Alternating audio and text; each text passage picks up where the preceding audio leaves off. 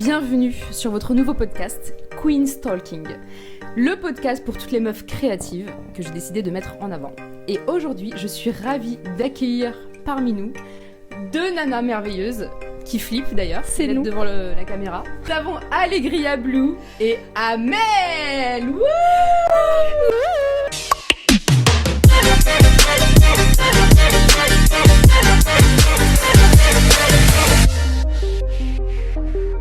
Je tiens à dire que depuis tout à l'heure, elle fait la gogole quand la caméra était off et là, elle n'ose plus parler. Pour vous expliquer le principe de Queen's Talking, ça va être votre nouvelle émission pour toutes les nanas créatives, pour les mettre en avant, les artistes, scénographes, photographes, stylistes, toutes ces meufs-là qu'on ne voit pas et qui travaillent dans l'ombre, que j'ai décidé de mettre en avant. Le but du podcast, c'est de parler de nos émotions, de nos peurs, de nos réussites, des parcours pour en arriver jusque-là. Mais l'idée, c'est aussi de passer un bon moment, à manger des cookies, boire un café, un matcha et de jouer. Et oui, mesdames, il y aura un jeu. Et ce jeu, ça va être le jeu de loi. Mais avant de commencer, l'émission va tourner autour d'une boîte qui s'appelle la gueularde. Alors la gueularde, c'est quoi, mesdames ? La gueularde, c'est celle qui nous permet de nous exprimer. Dans la boîte, il y a quelques mots, il y a des phrases que j'ai ajoutées, donc comme ça, par feeling, parce que voilà, ça me passait par la tête. Des sujets que j'ai envie qu'on évoque aujourd'hui, que j'ai mis dans la boîte, et il y aura une main innocente qui va tirer dans la boîte. Main innocente, je crois que c'est toi. Qui va être la main innocente ?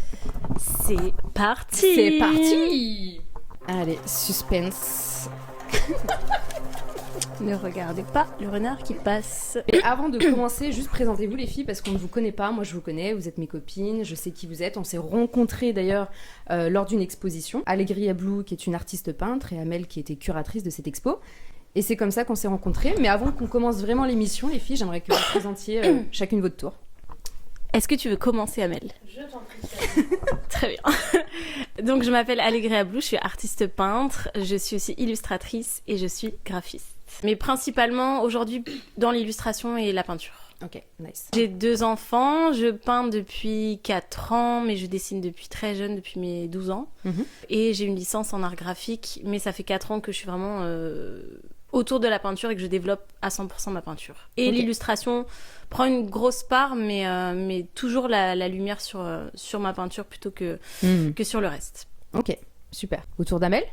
Donc moi je suis curatrice. J'ai monté mon agence artistique et culturelle il y a un peu moins d'1 an, quand j'ai quitté mon ancien travail où je gérais des lieux artistiques qui accueillaient donc des ateliers, des artistes, mais pas que. Il y avait aussi des associations qui travaillaient principalement dans le milieu culturel. Et donc ça fait un peu moins d'1 an que j'ai monté cette agence Tecnet, avec Dixon qui est mon associé. Trop chouette. On monte des expositions, on fait de la programmation artistique. Donc à Paris. À Paris, principalement. Mais pas que. Bientôt dans toute la France. Mais dans tout le monde. Mais bien sûr, on est là pour ça. Ok, trop bien. Merci les filles. Je pense qu'on peut rentrer dans le vif du sujet. Vous êtes prêtes ou pas ? Mais toi, tu te présentes pas, Safia ? Plus que ça. Bah, il n'y a pas que toi qui poses des questions. T'es qui même ? Je suis invitée chez toi. T'as grave raison. Eh bah écoutez, mais c'est vrai, on ne me connaît pas. Qui suis-je ? Je suis Safia. Je suis artiste plasticienne et artiste visuelle. J'ai un parcours pas forcément atypique. J'ai fait des études d'art, j'étais à la fac et je suis sur Paris depuis 6-7 ans et je vis de ma passion, donc qui est l'art. J'ai bossé dans plein de domaines différents, mais aujourd'hui je me consacre à 100% à ça et c'est pour ça que j'ai décidé aussi de développer l'émission Queen's Talking. C'est pour justement aller encore plus loin et parler de tout ce parcours qu'on a nous meufs en tant qu'artistes et le parcours qu'on ne voit pas forcément parce qu'on pense toujours que être artiste ou être dans la création c'est la vie toute belle, toute rose et que tout est facile. Mais c'est pas le cas. Si j'en suis là aujourd'hui, c'est pour les hauts et les bas, pour plein de choses, les bonnes et les mauvaises rencontres, pour pas mal de raisons. Voilà. Merci Safia. Merci à vous, Alegria Blue. Eh ben, main innocente, tu as tiré ta première feuille. Oh. Allons-y. Le sablier sera là pour déterminer donc le temps. Donc à partir du moment où tu liras la question, je vous poserai, si c'est pas une question posée, je la poserai moi. Si ce n'est qu'un mot. Je sais pas si je suis assez claire là. Pas du tout, mais on va y aller au feeling, je crois. Soit c'est une question et tu la lis, soit c'est juste un mot. Et dans ce cas-là, je poserai la question. Elle dit la question. Excuse-moi, t'as monté le jeu avec elle. Donc. Alegria Blue. C'est facile. Allez, c'est parti. On est sous timer. Oh, quelle est ta plus grande fierté? Yes. Alors, quand je dis ta plus grande fierté, c'est dans ton parcours, toi, aujourd'hui, en tant que femme, en tant qu'artiste. Bah ouais, quelle est ta plus grande fierté? Attends, tu m'as dit en tant qu'artiste et en tant qu'artiste femme. Ouais, exactement. Ma plus grande fierté, qui va être quand même très cliché, mais vrai, c'est d'arriver à mener un parcours artistique en étant maman toute seule, de 2 enfants quand même très jeunes et rapprochés. Ouais, principalement c'est ça. Ouais. Mais même sans parler des enfants, je pense que c'est d'arriver à commencer à mettre vraiment des pas très concrets dans ma carrière et tout en ayant ton rôle de maman à plein temps. Ouais, tout en... Voilà, ouais, exactement. Mais même si j'avais pas été maman, en vrai, la plus grande fierté, c'est ça, c'est de ne pas avoir peur de me revendiquer artiste, de me sentir bien dans ce que je fais et d'aller toujours plus loin. Et aujourd'hui, de montrer vraiment mon art de manière très concrète. Ouais. Et ça va, tu t'en sors? Ouais, je m'en sors. Oui. Alors, à l'instant T, là, je dis je m'en sors. Maintenant, des fois, dans mon lit, je pleure en boule. Mais... Ouais, normal, bien sûr. Mais voilà. Mais non, en vrai, oui. Après, je pense que comme tous les artistes ou bien les entrepreneurs, il y a des moments... Des hauts et des bas. Ouais, c'est ok. il y a des gros bas. Il y a peut-être plus de bas que de hauts. Ouais, voilà. J'ai couvert mes cheveux blancs hier avec une teinture. Mais c'est normal. Mais voilà. Ouais. On camoufle. Non, en vrai, pour répondre à ça, oui, je m'en sors parce que dans la balance des hauts et des bas, il y a plus de moments up que down. Que down, ok. Et c'est quoi le quotidien d'une maman artiste? Le quotidien d'une maman artiste, c'est un peu la course contre la montre. Ouais. C'est très... J'ai l'impression d'être tout le temps en... Il faut avancer, il faut toujours plus, tu vois. Et c'est pas beaucoup de sommeil. Ouais. Donc, quand même une carence de sommeil et en vrai, de vrai, des oublis. Beaucoup d'oublis. Ouais, bah oui, j'ai oublié de Que ce signer. soit dans quoi, dans ta vie personnelle, des rendez-vous pour les enfants par exemple, ou des oublis pour toi, dans tes projets, dans ton organisation? Ben, les deux. Ouais. Mais plus, je dirais malheureusement, mère vraiment là, indigne à mort. Non. Mais quand même par rapport aux enfants. Ouais. Des fois, j'oublie de signer. Maman, il fallait changer mes chaussons. Le directeur qui dit sur 400, vous êtes la seule maman, vous n'avez pas rempli le document. Ah ouais. Oui. Ah ouais. Ouais, mais ça se dit ça pendant les podcasts? Sommeil aussi, tu vois. Oui, ouais. C'est le manque de sommeil et le fait d'avoir plein de choses dans sa tête. Je n'ai pas d'enfant, mais je me reconnais aussi dans ce que tu dis, où en fait il y a des choses, en fait j'y pense, je me dis ça faut pas que j'oublie, je vais le faire.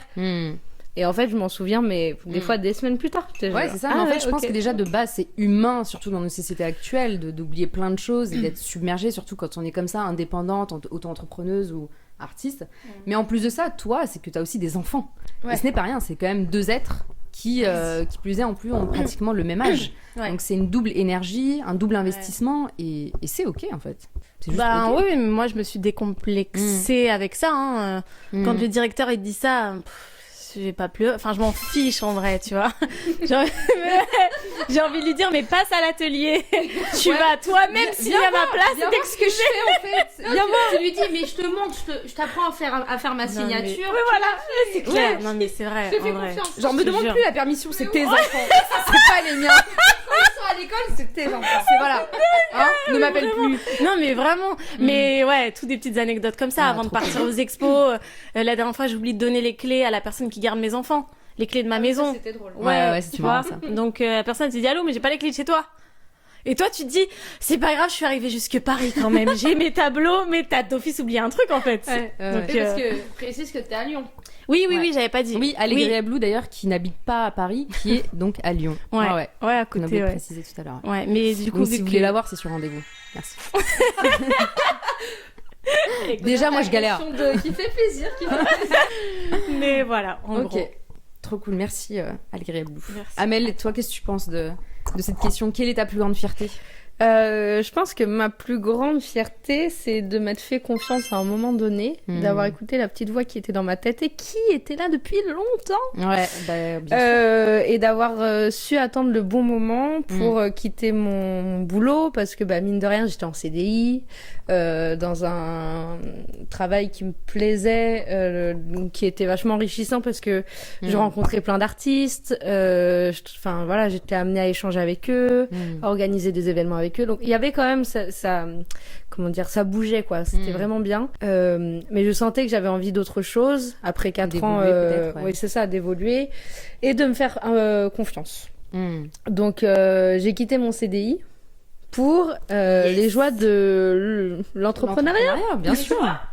Les quoi? C'était ironique. Vous avez pas vu la larme quand j'ai dit les joies? si tu zoomes sur la vidéo, tu vas voir la larme, les joies. Elle coule, elle est rouge. C'est de sang. De sang tellement. Les joies.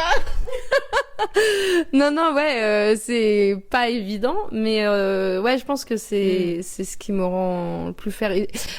Et du coup, c'est aussi, tous les sacrifices que je fais et le manque de sommeil. Mais enfin, voilà, je suis un peu une acharnée du boulot, je bosse beaucoup. C'est aussi ça, tu vois, de savoir se faire confiance et d'avoir su m'écouter. Est-ce que tu te sens, là, à aujourd'hui, totalement accomplie? Non.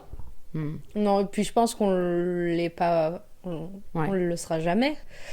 On a toujours envie d'aller plus loin. Enfin, moi, j'aime pas du tout stagner. Dès que je stagne, j'ai envie de partir, tu vois. C'est ce qui s'est passé un peu dans mon ancien taf où je sentais que j'avais pas la place ni la possibilité d'aller plus haut, d'aller plus loin en tout cas dans ma démarche. Dans ton ancien taf, t'étais curatrice, c'est ça?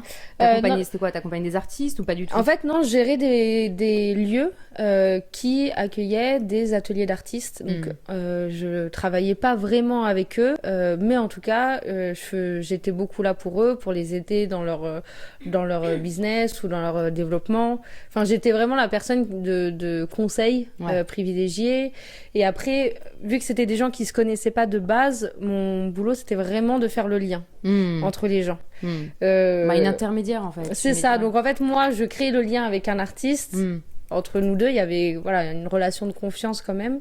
Et ensuite, j'essayais de trouver des ponts entre les gens et également en organisant des événements qui rassemblaient un peu tout le monde, quoi. Et je gérais dans le dernier lieu que j'avais, il y avait une grande galerie au rez-de-chaussée, donc il y avait ça aussi que j'avais un peu entre les mains, quoi. Ça, c'est cool, ça. Ouais. Et donc, t'as quitté tout ça? Oui. Pour être seule avec Dixon. Oui. Non.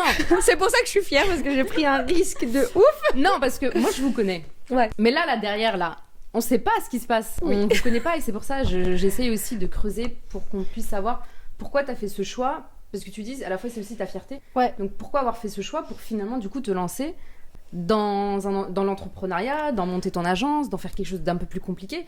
Tu savais qu'est-ce qui était bon, ce qui était mauvais, tu savais le... Est-ce que tu savais vraiment? Non, vraiment, j'ai mis un bandeau sur mes yeux et puis j'ai sauté dans le vide. J'ai pas encore touché le sol. Inch'Allah, ça n'arrivera pas. Non, mais oui, comment dire, c'était un choix très difficile à faire, parce que voilà, l'idée c'est de vivre, pas de survivre. Mais j'avais besoin de me tester aussi.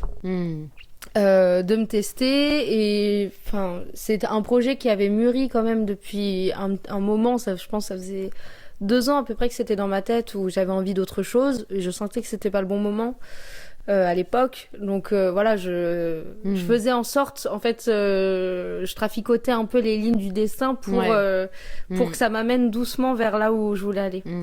Et ma personnalité fait aussi, et comment j'ai été élevée, c'est que je suis quelqu'un de très indépendante. Et j'étais en train de la perdre, mon indépendance au boulot. Et j'étais, non. Et t'as bien écouté ta petite voix. Ouais. Ça, c'est J'ai cool, écouté ça. Ma petite voix qui était de bons conseils pour le moment, en tout cas. En tout cas, moi, je l'aime beaucoup, cette petite voix qu'il y a dans ma tête. Justement, dans le challenge que j'avais fait là, de peinture, je parlais de ça, de l'intuition. Donc finalement, qui est cette petite voix qui est en nous, mais qu'on n'écoute pas forcément. Et j'avais eu des retours de personnes qui me disaient, mais je sais pas comment faire pour l'écouter. Et je crois que c'est ce moment-là où on a confiance en nous, où on prend le risque de l'écouter, où finalement on se dit, ok, c'est bon, je suis peut-être à l'apogée de quelque chose, tu vois. Ouais, parce que des fois, c'est juste une question de timing. Elle a beau te répéter cette petite voix, elle a beau te répéter, vas-y, saute, vas-y, go, là, t'es prête. En fait, à partir du moment où il y a un espèce de doute, je pense que tu le ressens, quoi. Tu le ressens au moment où tu dis, ok, là, là c'est le moment. Alors soit c'est vraiment parce que t'as pas d'autre choix. Voilà, moi je sentais que, enfin, du coup j'étais plus du tout, j'étais plus heureuse dans mon ancien boulot parce qu'en fait j'avais l'impression de tourner un peu en rond. C'est le pire truc de la terre, d'avoir l'impression de tourner en rond, alors qu'en soi c'est pas le cas, mais voilà, c'était moi quand je me lève le matin pour aller au taf, j'ai envie que ça peps quoi. Ouais. Et je ressentais plus ce peps. Et du coup, je dis bon bah voilà, c'est horrible. Quand on en arrive là, c'est horrible. Mais je dis bah s'il y a plus de peps, c'est plus la peine. Il y a plus de vie. Mais c'est bien de pouvoir s'en rendre compte. Ouais. Bah ouais. Il y a des gens ils ont perdu la flamme depuis des années, mais je sais même pas s'ils en ont conscience. Ils vont chercher des facteurs peut-être extérieurs par facilité ou par peur, ils vont se dire non c'est à la maison ou non c'est manque de sport ou ils vont dire autre chose alors que bah non la plupart du temps c'est ce qui occupe 70% de ton temps, c'est le boulot quoi. Je pense que c'est la peur aussi. Ouais. Tu vois moi bah je suis seule, tu vois, j'ai pas d'enfant, donc j'ai moins quand même de pression financière, tu vois, je pouvais me permettre de prendre ce risque là. Tu vois, j'ai entre guillemets tout quitté, mais je suis jeune, mais faut pas que ton mérite quand même. Oui bien sûr, mais ce que je veux dire c'est que le risque il était moindre que si j'avais des enfants à nourrir et tu vois. Non mais toi par exemple imagine t'as un CDI où t'es bien payé, t'as quand même cette stabilité là, t'as 2 enfants, t'es mère seule, le choix de se dire j'arrête tout pour vivre de ma passion, c'est chaud tu vois. D'où la chance de démarrer déjà à -10. Parce que du coup, en fait, je pense que le piège, c'est justement, t'es dans un CDI, t'es dans un taf où t'es bien, et tu te dis, ouais, mais si je quitte ça, je vais être peut-être dans la précarité. Mais quand t'es déjà dans la sous-précarité, effectivement, tu te dis... j'ai peur de la perdre. Ça peut, tu vois. Non, mais vraiment, je pense que ça a peut-être été... Je sais pas comment j'aurais fonctionné si j'avais eu un CDI, tu vois, peut-être que je l'aurais pas fait. Mais quand t'es justement en situation de, en fait, là, il faut faire quelque chose.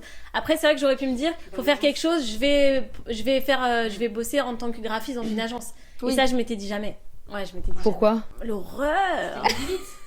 Mais parce que, mais même, genre, c'est même pas comme si je n'en avais vraiment pas envie. Je me suis dit, ou je vais me faire renvoyer hyper rapidement. Parce que je vais saouler tout le monde, ou je vais pas. Non mais moi, j'ai pas entendu la deuxième, mais je crois que c'est la première. Toi aussi, ça.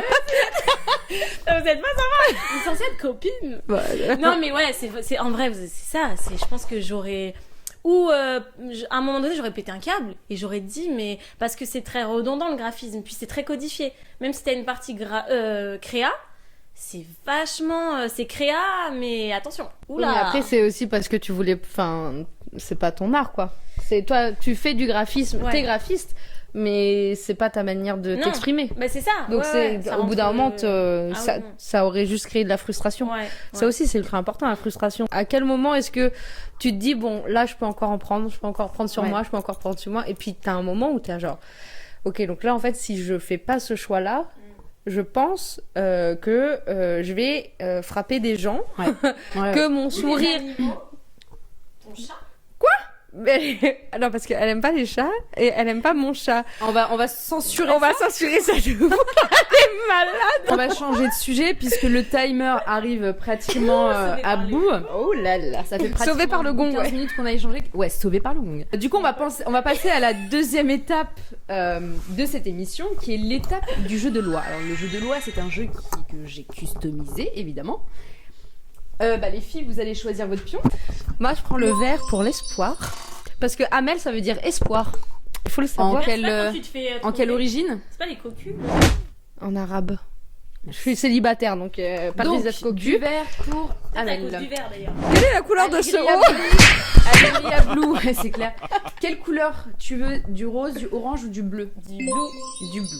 Ah, comme Alegria Blue. Yes. Évidemment, moi je ne joue pas puisque je suis là pour vous faire chier.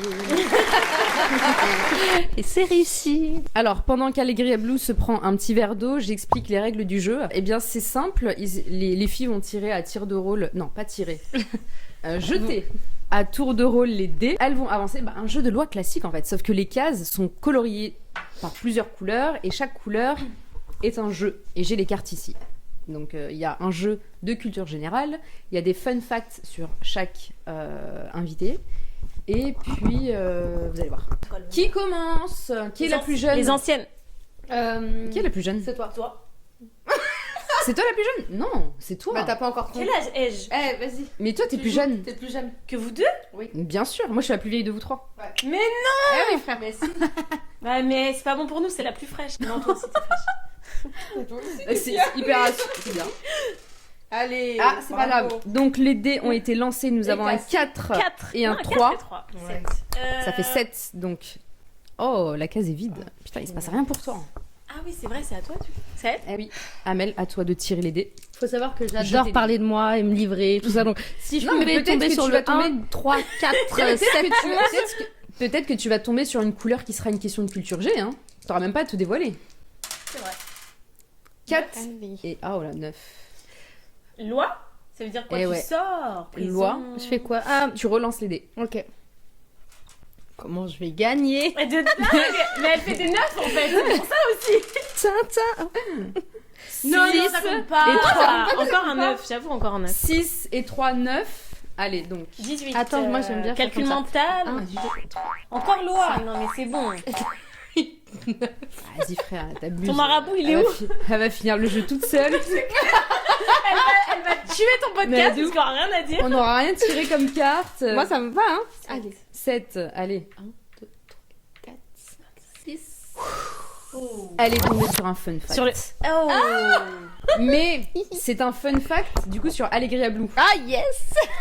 Parce que oui, Elle est trop forte. bah oui, parce que c'est à toi que je pose les questions. Bah oui. Donc, Allegria Blue, je crois bien que c'est celle-ci. Alors, pour pimenter le jeu, Amel, tu vas choisir la carte de ton choix et tu vas me la laisser. Ok. Ah, vas-y. Elle est folle. Ah, on me précise quand Elle même précise qu'elle est folle. qu'elle est folle et qu'elle entend des petites voix dans sa tête qui lui dictent ses actions. Et si elle n'écoute pas sa petite voix, elle pense Elle qu'elle est... Elle est... malheur pendant 7 ans! Elle est psycho. Elle Qui fait ça? Mais c'est une Ne artiste, fais pas de l'art, c'est ne fais pas de normal. l'art. Oh, tous les artistes ne Ouais. sont pas si fous que ça. Tiens, ça, Ok, ce fun fact là. Donc je vais lire le fun fact. Il faut répondre par vrai ou faux. Oh. Donc c'est un fun fact qui est sur Allegria Blue. Elle oublie toujours son pyjama quand elle voyage. Vrai ou faux? Vrai. Et c'est vrai. Bah bien sûr, elle oublie tout celle-là. Et comme tu as répondu bon, t'as le droit d'avancer 3 cases. 1, 2, 3. Tu l'as payé. Tu l'as payé ça. Allez à ton tour Allegria. Comme ça.